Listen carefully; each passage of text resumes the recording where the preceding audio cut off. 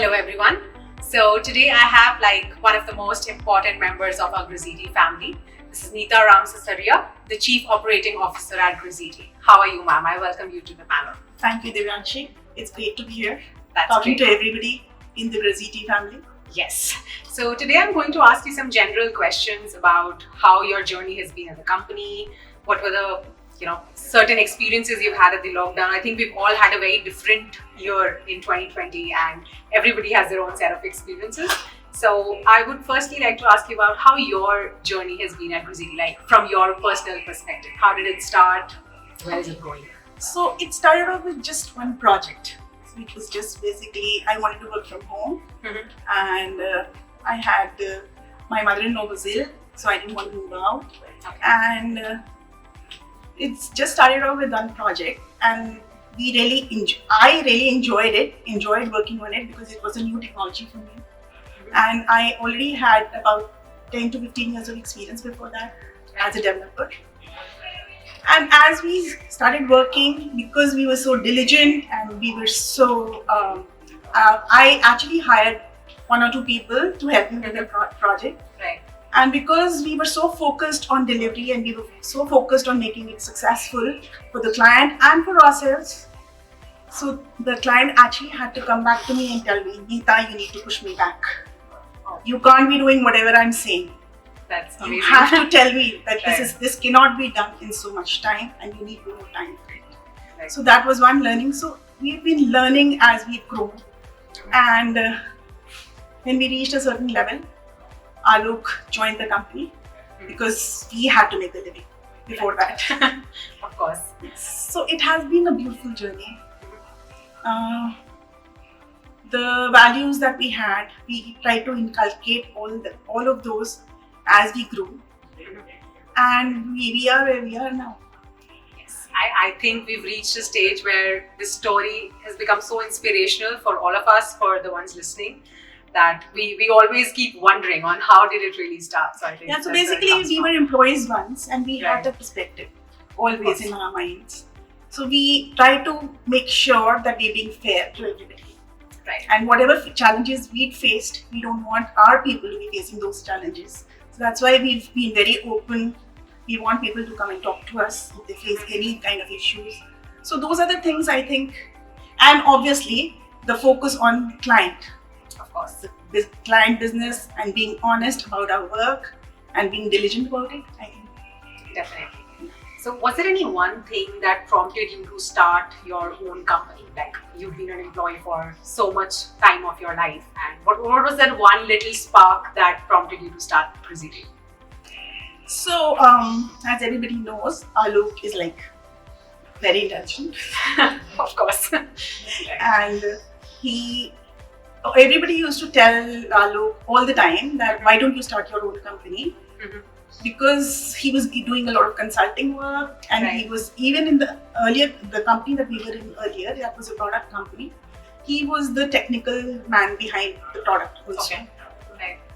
But Alok was always in this comfort zone. He would always think that wherever I am working, he would give his fullest. He's actually worked for 20 hours a day, and he's worked as a partner, never as an employee. Right. Okay.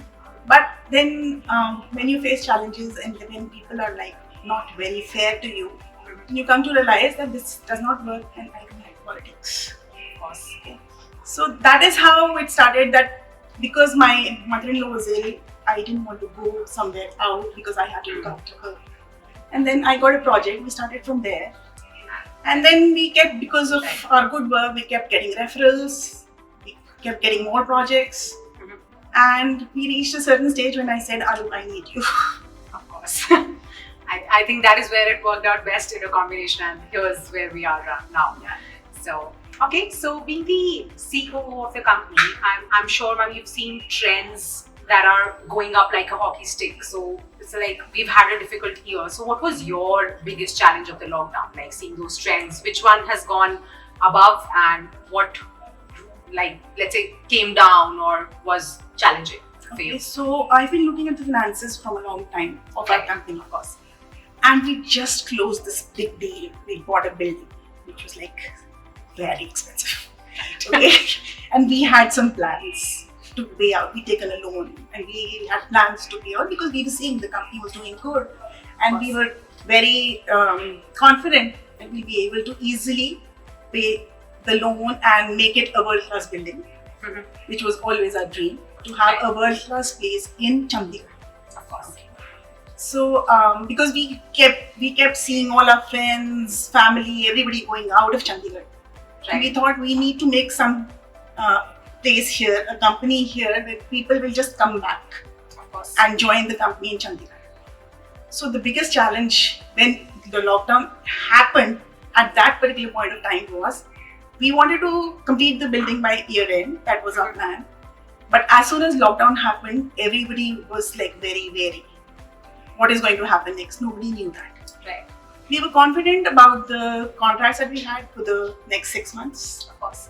But the third quarter was a challenge. Not a challenge exactly, but it was unknown. Unknown. Yeah, it was unknown. That's correct.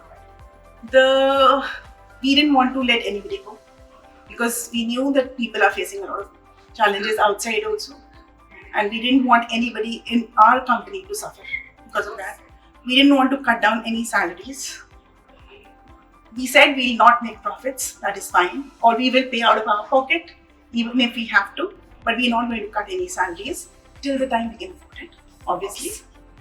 So the unknown was a challenge, but as everybody knows, we have great customers, great employees, and we have the diligence and we have the knowledge. So it all worked out in the end.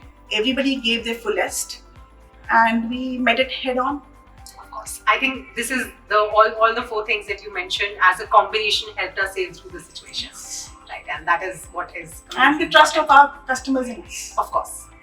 We haven't lost customers. I think we've hired more employees than any other company that I have seen in my vicinity. So, and on top of that, we have the trust of our people also. That's why we got the Great Place to Work certifications again. Definitely. It got renewed. So that points to the trust that people, all the Brazilians have in Gracity.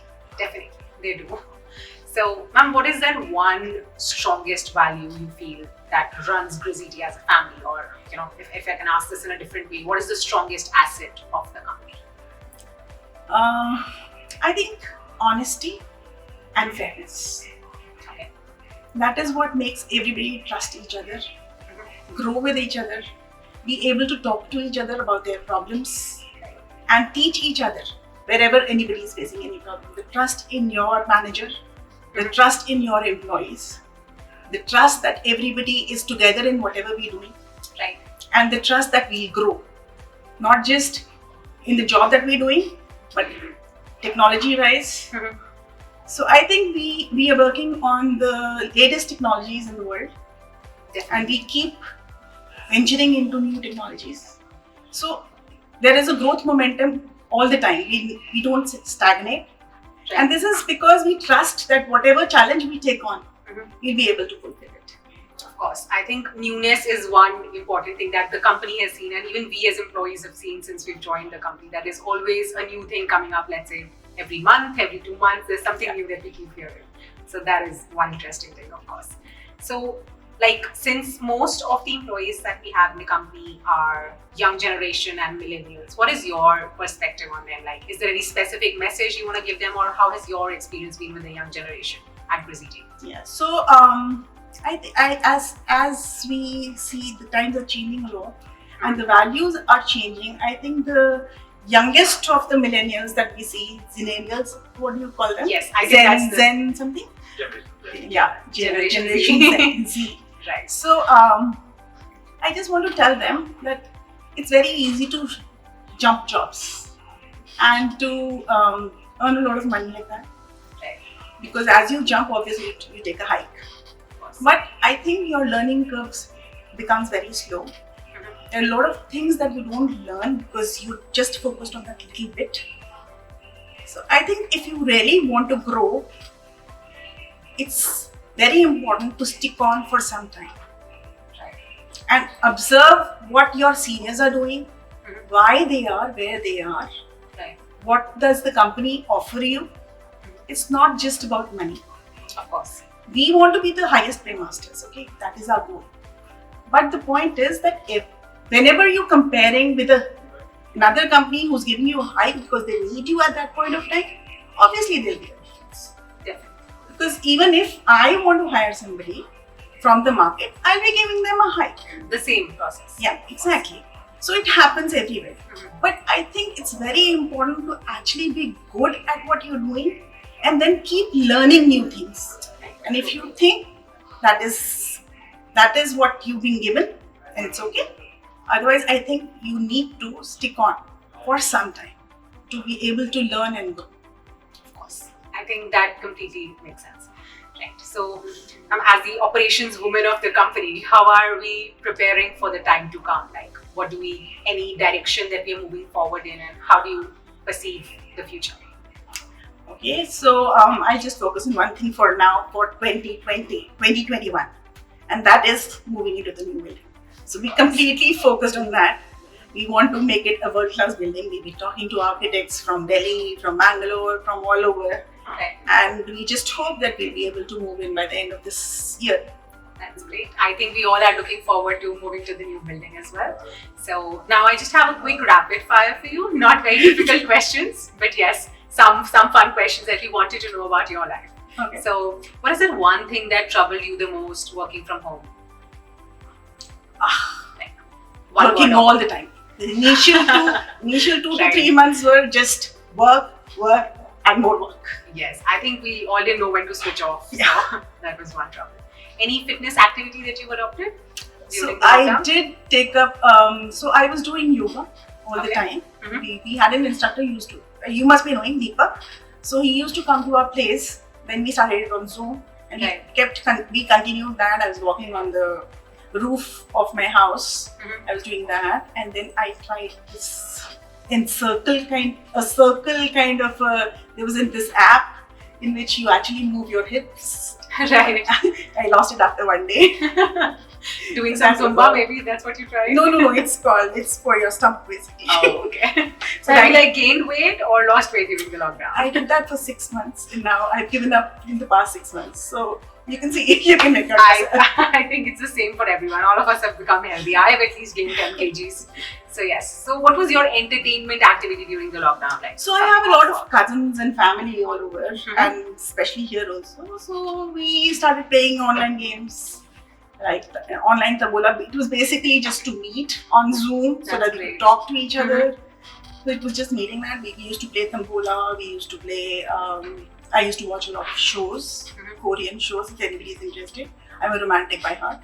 That's great. And also we tried playing poker online, but I didn't actually. I gave up after some time. It actually got boring. Right. So some games and spending time with family. Yeah, and we had online Dakshari. Mhm. Actually, we got to talk to so many of our cousins on Zoom, and my friends on Zoom. Alok still continues to talk to his IIT group and his John's group every day, every Sunday. Wow. It's been like almost a year now. That's great. Yeah. That's how you stay connected to people. Of course. I think this has been a boon in one sense, so because we got connected to Right. so many of our friends and family whom we always thought we don't have time. We always wanted to meet them, but we never could find out the time. So was that the best part about working from home, that you could connect? Obviously. Yes, and obviously, great. I think a lot of people tried a lot of cooking during this time. Yeah, that could be one. I think everyone has tried some different activities to put hands on during working. So I got to That's eat great. a lot of things. What was the one thing that you ate the most? A lot of things. Like one favorite thing that has been like your lockdown dish. My lockdown dish. Yeah. I can't say one thing because okay. So it was parathas. A lot of them. That's great. With the white butter? Yellow butter. Amazing. That's great, ma'am. So it was amazing having you here. I think we've had some great insights on where the company is moving, and the kind of culture that we follow in the company completely comes from the people who are running it. So it is pretty evident. It comes So- from everybody in the company Yes. actually. But we've Yes. adopted it from you, so there's no fact denying that, right? So I think it has been a great conversation. Thank you so much for being here, and Thank you. I look Rashi. forward It to was a another. pleasure. Right, I look forward to another conversation where we can share more insights. Thank you so Thank much. you.